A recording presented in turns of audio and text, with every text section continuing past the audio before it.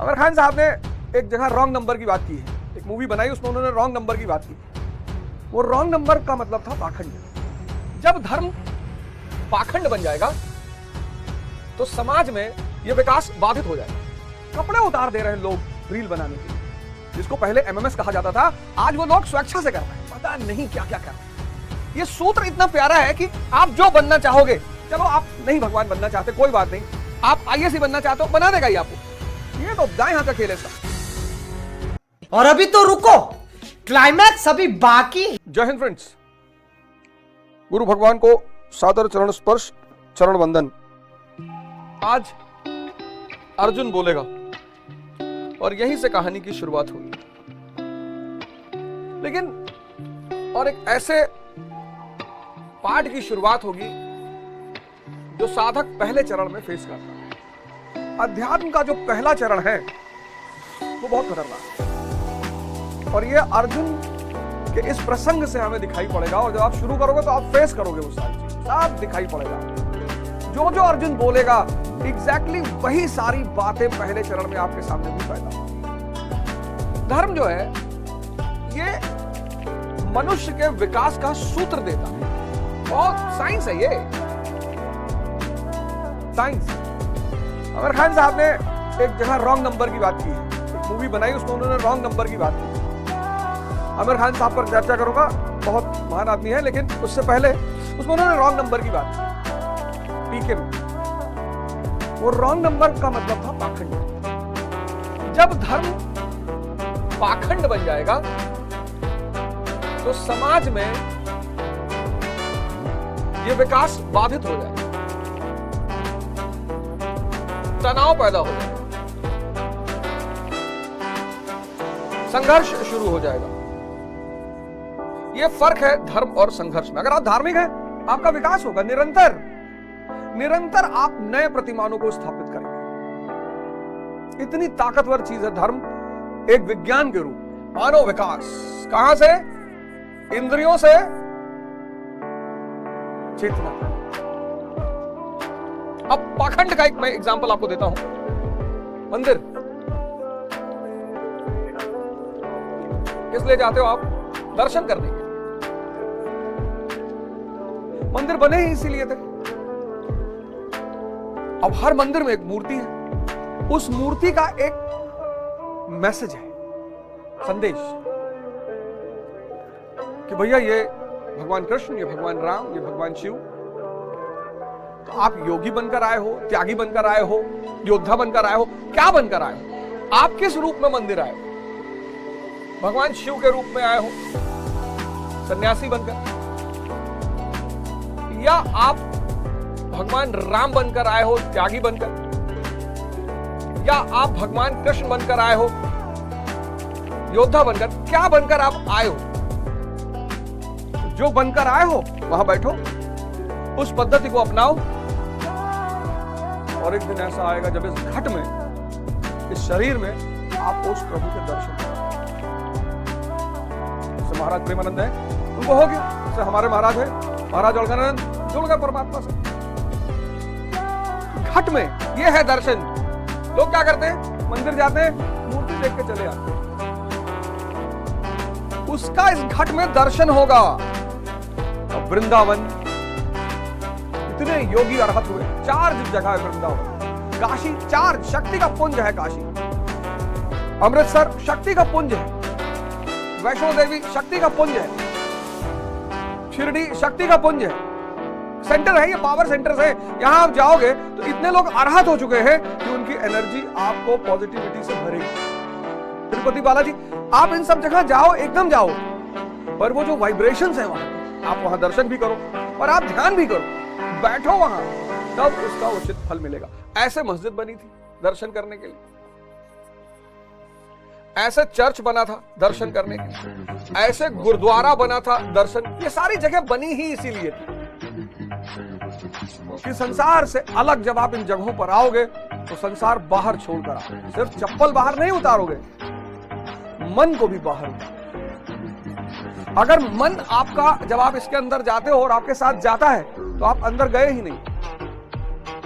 और फिर आपका विकास रुक जाए। फिर आप कहोगे साहब हम 20 साल से मंदिर जा रहे हैं, जीवन में कोई परिवर्तन ही नहीं हुआ। इसीलिए नहीं होगा। इन जगहों पर जब आप जाओ तो अपने मन को बाहर रखो, साधना करो, बैठो। और ये सारे धर्म, गुरु नानक जी जब अरहत हुए तो सबसे पहले शब्द जो उन्होंने बोले जपू जी कहा जाता है उसको। और उसका जो पहला स्टैंजा है, पहला श्लोक है, अल्टीमेट है सत्य। एक ओंकार सतनाम करता पूर्ण, वही करता है। निर्भव भय से परे, निर्वैर कोई दुश्मन ही नहीं, अकाल मूरत, आजुनी किसी योनि में आता ही नहीं, सहभंग गुरु प्रसाद, गुरु के प्रसाद से ही मिलेगा। अल्टीमेट लाइन है ये, किसी सदगुरु के प्रकाश प्रसाद से। कोई गुरु जो आपको इस रास्ते पर ले चले, जैसे कृष्ण अर्जुन को ले चले, क्योंकि वो पहला पार्ट बहुत खतरनाक है। वो पहला चरण इतना खतरनाक है, इतना, जब आप ध्यान करने बैठोगे, समुद्र मंथन जब शुरू होगा, तो ध्यान की शुरुआत मतलब समुद्र मंथन। तो जब समुद्र मंथन शुरू होगा तो समुद्र मंथन में सबसे पहले क्या निकलेगा? विष निकलेगा। आप काम को शांत करने के लिए ध्यान कर रहे हो, पता लगा काम बढ़ गया। किसी भी स्त्री को पकड़ लेने की इच्छा पैदा हो गई, आप लोभ को कंट्रोल करने के लिए कर रहे हो, पता लगा लोभ बढ़ गया। आप क्रोध को संभालने के लिए ध्यान शुरू किया हो कि भैया मुझे बहुत क्रोध है, आप और क्रोधी हो गए। आप मोह से बचना चाहते हो, आपके मोह में और विकास हो गया। यही तो है पहला चरण। सब घबरा जाते, सब। तो इस चरण में, ये चरण गुरु के बिना संभव ही नहीं है, ही नहीं।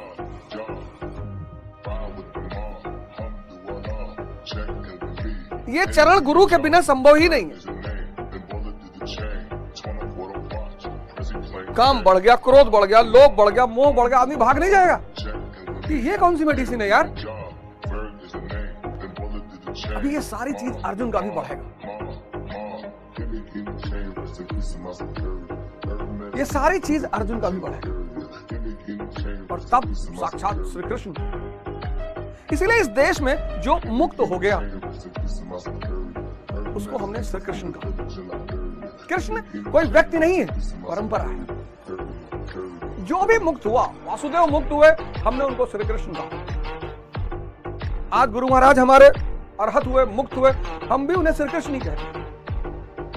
परमानंद जी महाराज मुक्त हुए, हम उन्हें श्री कृष्ण कहते हैं।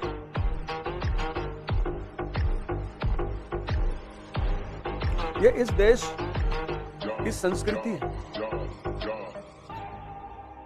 जिसने अपनी बाहर भागती हुई धारा को, चेतना को अंदर की तरफ मोड़ लिया, वो राधे राधे कहने लगा।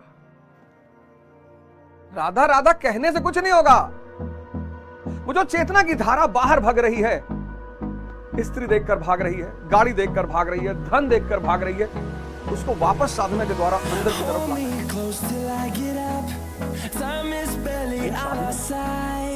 और पहला चरण साधना का बहुत चुनौती, बहुत बहुत चुनौती, बहुत चुनौती। मतलब उससे बच पाना किसी के बस की बात है।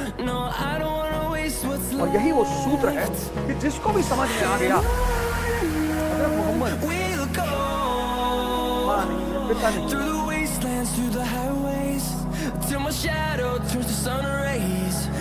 चुनौतीपूर्ण जीवन है जो मोहम्मद, कितना चुनौतीपूर्ण जीवन है। और उन्हें ये सूत्र पता चल गया। हीरा की पहाड़ियों में साधना की उन्होंने।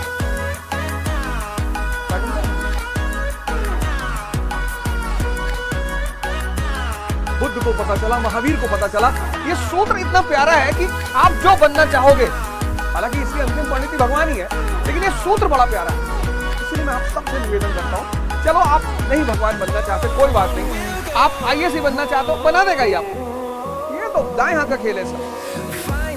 आप मेंबर ऑफ पार्लियामेंट बनना चाहते हो, बना देगा। मैं तो बार बार आपसे कहता हूं, ये सूत्र इतना ताकतवर है, आपको अंदर से इतना ताकतवर बना देगा। आपका डिप्रेशन खत्म कर देगा, चिंता खत्म कर देगा, तनाव। और जिंदगी पर डे, गाना था ना, जिंदगी हर कदम एक नई जंग है। हर दिन एक जंग है, हर दिन एक चुनौती। और ये सूत्र बहुत प्यारा है। आप जहां रुकना चाहो रुक जाओ, आप आईएएस पे रुकना चाहो रुक जाओ, एमपी पे रुकना चाहो रुक जाओ, आप पीएम पे रुकना चाहो रुक जाओ, ये आपका चॉइस है कि भैया हम तो यहीं रुके, आप रुक जाओ। हालांकि इस सूत्र का अंतिम जो परिणाम है वो ईश्वरत्व है।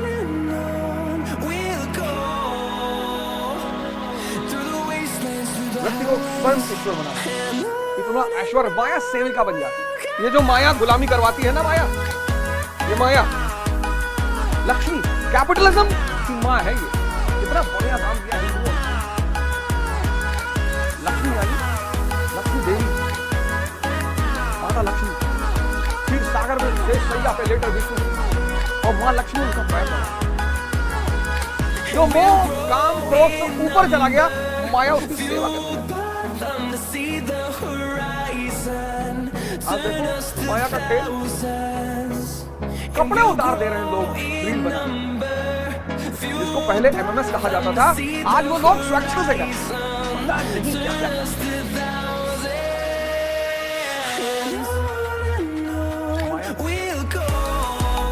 पागल करके। अब इस माया से बचना है तो गुरु के शरण में तो जाना ही, और कोई रास्ता ही नहीं। इस देश में दो आदमी को परमेश्वर कहा गया, गुरु को, पति को। पति को परमेश्वर क्यों कहा गया, ये मैं किसी और शिवरात्रि के दिन इसकी चर्चा करूंगा। शिवरात्रि का जो मेरा एपिसोड आएगा, मैं उसमें इस बात की चर्चा करूंगा कि पति को परमेश्वर क्यों कहा। लेकिन फिर पति भगवान शंकर जैसा होना चाहिए। आज शादी का मतलब पुरुष को लगता है कि एक औरत ले आए, उससे बच्चा पैदा कर लेंगे, वो हमारे इशारों पे चले। ऐसा नहीं होगा। शक्ति कमजोर व्यक्ति के साथ रह ही नहीं सकती, और स्त्री का मतलब शक्ति। इसलिए मैं बार बार ये बात कहता हूं कि स्त्रियां खराब कभी नहीं हो सकती, हो ही नहीं सकती। अगर एक बहुत शक्तिशाली पुरुष वैश्या को मिल जाए तो वो उसे प्रेम करने लगे। आप कभी मौका लगे तो आप चित्रलेखा पढ़ना, कभी आपको मौका लगे आप चित्रलेखा पढ़ना भगवती, आपको स्त्री समझ में आएगी। साहित्य से अच्छा दोस्त तो मनुष्य का हो ही नहीं सकता। आप और आज के युग में तो गुरु अनिवार्य है, वरना यह सभ्यता विलीन हो जाएगी। ये माया सब खत्म कर देगी, सब पागल कर देगी ना आदमी को। भाई किसी का एक्सीडेंट हो गया, आप उसे उठाने को जाए, उसका वीडियो बना रहे हो। आप सोचो आदमी की मानसिक स्थिति क्या है। उसको यह है कि इतना सेंसिटिव सीन है कि इसको मैं बेच लूंगा, ये मर जाए मुझे क्या फर्क पड़ता है। यह स्थिति आ गई है और यह बहुत विनाशकारी स्थिति है। कोई नहीं बचेगा, पूरी सभ्यता सब कुछ विलीन हो जाएगा, माया सब पर्दे कर डालेगी। अब अर्जुन जब साधना की शुरुआत करने जा रहा है तो अर्जुन विचलित हो रहा है, अर्जुन शोक करने लगा। यहीं पर पिछली लाइन मैंने खत्म की थी कि अर्जुन शोक करने लगा। अब ऐसा क्यों होता है कि जो भी व्यक्ति इस रास्ते पर चलता है उसका पहला चरण बहुत खतरनाक होता है। ऐसा क्यों होता है, क्या वजह है? आज मैं आपको उसकी वजह बताता हूं। अब ये जो इंद्रियों का संसार है, किसका संसार? इंद्रियों का, सेंसेस, मन और इंद्रियों का जो संसार है, और अध्यात्म का जो संसार है, इन दोनों में एक बड़ी जबरदस्त अंतर है। क्या अंतर है? यहां सुरक्षा है, मां बाप, भाई बहन, रिश्तेदार, सुरक्षा है। यहां असुरक्षा है, कोई है ही नहीं। गुरु कहता है तुम्हारा दुनिया में कोई नहीं है। अब ये सुनकर ही जी कांप जाता है कि अरे हम अकेले। पहला अंतर। दूसरा, ये दृश्य है, यहां जो कुछ भी है सामने है। स्त्री सामने है, पैसा सामने है, घर सामने है, गाड़ी सामने, यहां सब कुछ सामने घटित हो रहा है, दिखाई पड़ रहा है। यहां सब कुछ अदृश्य है, सिर्फ आप देखोगे, बाकी कोई नहीं देखेगा। तो पहली बात तो सुरक्षा है इस दुनिया में। यहां सुख दिखाई पड़ता है, कि भैया ब्याह भाग खुश है, अर्बन रुपया रखे खुश है, दिखाई पड़ रहा है।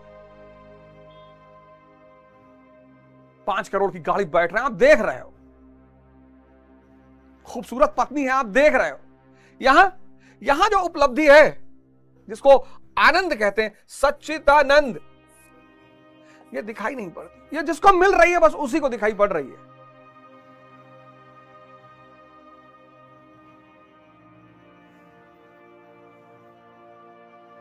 सुख दिखाई पड़ रहा है कि भैया 1.5 बीघा मकान बनवाए हैं, 10 गाय रखे हैं, दूध पियत हैं, मौज में है भैया आपका। संत फकीर क्यों मौज में? किसी को दिखाई नहीं पड़ता। इस पार की जो दुनिया है वो एक गोरख धंधा है, कुछ नहीं पता, कुछ नहीं पता। जिसको मिला